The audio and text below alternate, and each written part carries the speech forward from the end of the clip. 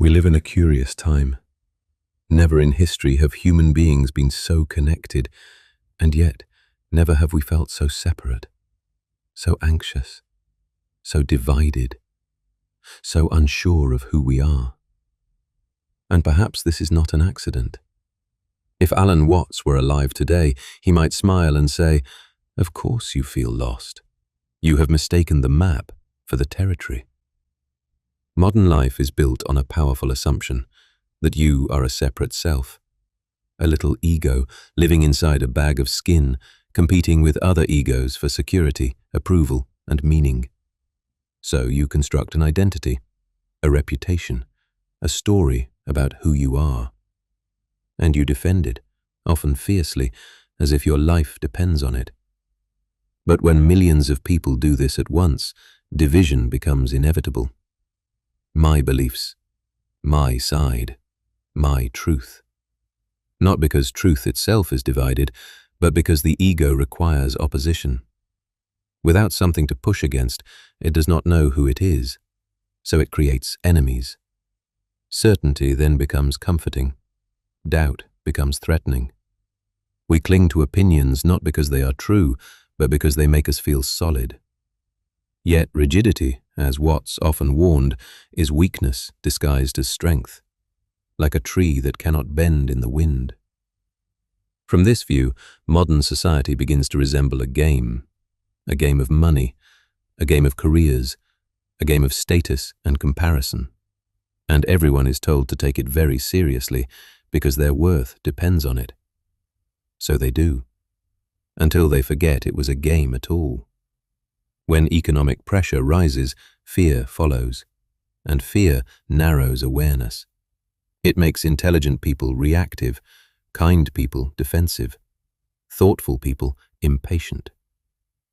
Now imagine experiencing all of this through glowing screens, every day, where outrage is rewarded, where anger spreads faster than understanding, where calm reflection disappears beneath noise. It becomes a theater, not of truth, but of stimulation. And slowly, people forget how to be still. At the same time, trust erodes. Institutions lose credibility. Certainty feels scarce. So people cling to narratives that feel safe. But Alan Watts spoke of a deeper trust, not in systems, but in life itself. A trust that you belong, that you are not an accident, that existence is not fundamentally hostile. Without that trust, anxiety flourishes. Yet here is the great insight philosophy has always offered.